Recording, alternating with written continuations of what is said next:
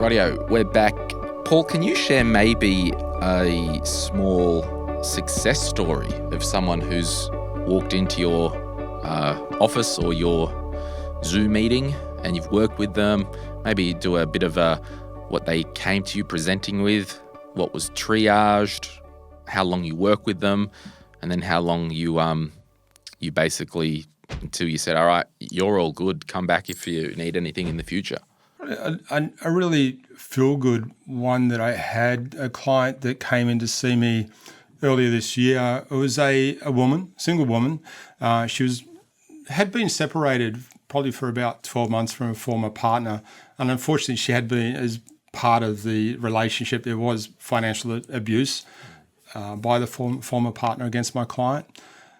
While they were together, a bank had actually given her and a former partner a home loan in joint names, despite the fact that the home title was in his name only. So once they separated, she had no access and no benefit to that property whatsoever, but she was still equally liable for the home loan repayments. And of course, if he missed repayments, and that would be reflected on her credit report, she'd be contacted by the bank and say, well, your home loan's in arrears, you need to address this, despite the fact that zero revenue from it, no access to it. The bank still wanted her to front up those payments. So she came and spoke to me and said, what do I do? I just don't know how to get around this. She'd spoken to the bank and they said, well, you need to repay it. So we investigated it, had a look at the home loan application, and we said, we just don't feel this is right. So we, on her behalf, with her permission, we actually approached the bank and said, look, here's her circumstances. We don't feel this is right. Can you release her from the bank? But unfortunately, the bank refused. So knowing complaint processes as financial counsellors, the next step for us was take that to the bank's internal dispute resolution team, otherwise known as their complaint team. We said, and again, we reiterated her story to them and said, you need to release it from this debt. It's just not fair. But they still refused. So what we did then on her behalf, we actually took the matter to the Australian Financial Complaints Authority, AFCA. We advocated on her behalf and said, this is financial abuse under the Banking Code of Practice. And also with the actual application process itself, there was a lot of things that weren't done through the bank and through the home loan broker that should have been done. We identified those errors, we presented that to AFCA, and we won the case. So we were able to get her released from that home loan entirely, 100%. And not only that, we were able to actually get her credit report repaired as well. So now she's moved on from that. She's living her own life. And she's been able to go out and get a car loan now because the credit report's been prepared. And she can do that. She can manage that successfully and easily on a current level of income. Mm. And how long was that process and how long did you work with her? It was a good 6 to 8 months because we did go through a process. We approached the bank. We approached their IDR team. Then it went through to AFCA. And, of course, that can be a lengthy process these days while they've got a bit of a backlog. And then there was also a little bit of follow-up activity, probably about a few months after the case was closed, simply because the bank had actually promised to remove the notations from her credit report. So we checked that 3 months down the track and found out they hadn't. So we went back to them 3 months later and said, guys, you promised you were going to do this. You didn't do it. Can you rectify it? They were good. They acknowledged the error and they quickly rectified it. So all up, it was a little over 12 months. And I'll go to this question. If someone presented to you and they're in financial mess, they might have a job, 70, 80 grand a year, rent, living week on week, but they've got debts from another life. They've got a couple of credit cards. They've got one that was gone into collections. Will you work with them and put a map together? It's like, all right, I want you to do A, B, C, D, E, F, G in that order. Do that at a time. Come back in a month and we can keep working through it.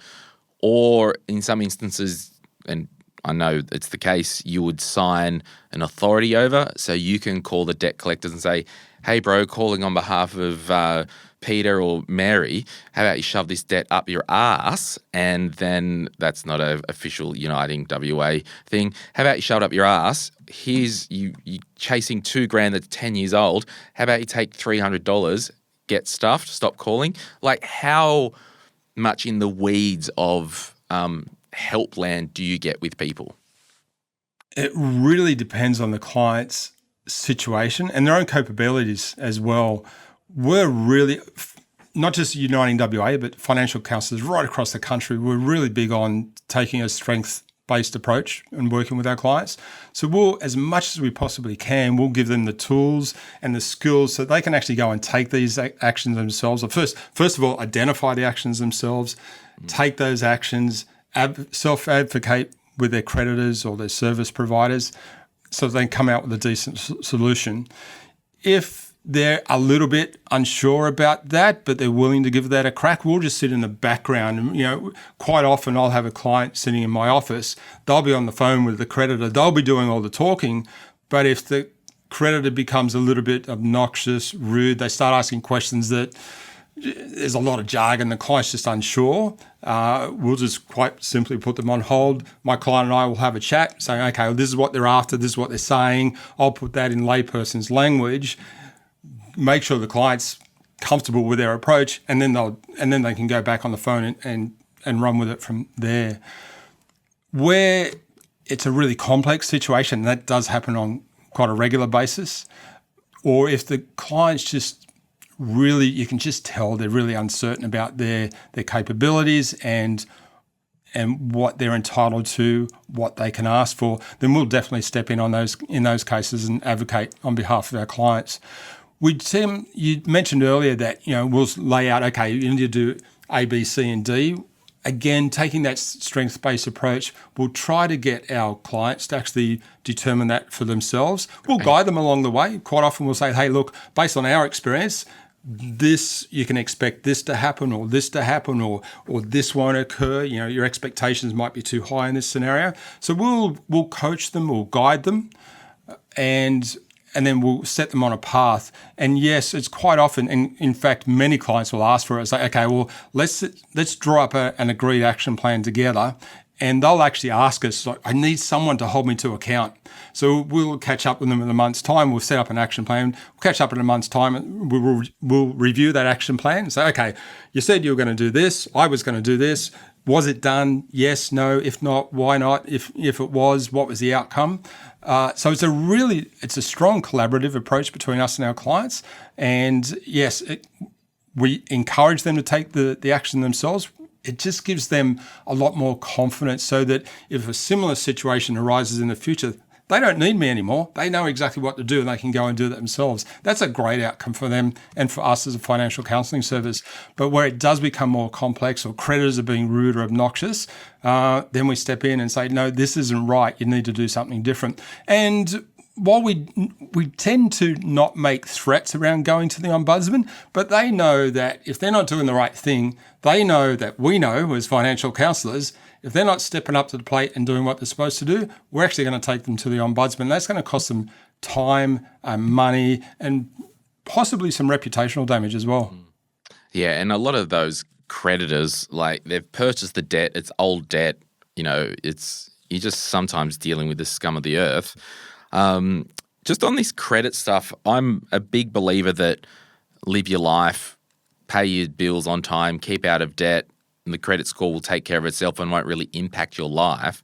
Is it fair to say all these programs that advertise credit repair, if you've done the debt yourself and there's no actual errors on there, there's nothing to repair because that's fact. It's more the repair if there's stuff on there that's fraudulent, in error, or like you talked about before, the bank or the vendor hasn't removed that because only the organisation has the authority to notify like Equifax, Ilion or Experian or whatever to say, hey, remove this entry. Is that yes or no, or is there something I'm missing? No, you're absolutely correct. Through legislation, through credit report law, the only way you can remove a notation is the only way a creditor is obliged to remove a notation is if it's in error. Otherwise, they don't need to. Or fraudulent, obviously. You're fraudulent, yes, yeah. In my case with my client that I discussed earlier, that was a case of financial abuse. So, whilst it may not have been an error as such, they realised that it was unfair. If you went right back to proximate cause, that they probably shouldn't have given the loan in the first place. Yes, you could say it was an error. We got that one across the line. But generally, if it's just a case of, well, no, I don't like my credit report the way it is, and I'm trying to fix things, you're not going to get that across the line generally. I know there are credit reporting repair services out there that are available that advertise these services, and they can literally cost thousands of dollars. I did have one client last year that came back to me and off his own bat had actually approached one of these services, did get an outcome, and honestly, knowing his circumstances, I don't know how they did that legally. So that was a really big concern for me. Given it's a free service and most charities and organisations want to help as many people as possible, is there an unwritten law potentially with some charities as like, look, it's free, but you're not coming once a week for a year? Like, is there generally, we like to get people in and out within 4 to 5, or we're just pragmatic and go, this is a really hard, intense case, we will stick with you as long as we need to? Oh, no, we'll stick with them as long as they need to. So long as we're making progress. Unfortunately, there are, and it's, if you're working with a financial counsellor, more often than not, we can encourage you to get the confidence and take the steps. And they might be small steps, but so long as we're making progress, so long as the client's actively involved in resolving the situation, we'll continue to work with them. It might be slow, and we've got no problem with that. But so long as they show a willingness to improve their situation, we'll keep that case open as long as it's necessary, and we'll continue to work with them, if necessary, their creditors as well. I don't know of any financial counselling service in Australia where we'll turn away somebody because you came and saw us last week. If you've still got a situation, you've still got a situation, and we're there to help. Yeah, sweet. Hey, it's Glen here. Thank you so much for watching today's video. You made it to the end. Can I ask a favor? Can you hit that like button and maybe hit subscribe if you want to get notified when we release further videos just like this one, whether you watch the Money, Money, Money podcast or Retire Right. And remember, if you want to learn more about investing, I've got an investing book, The Quick Start Guide to Investing, and there's a link in the description to get your hands on a copy. Thank you so much. Bye.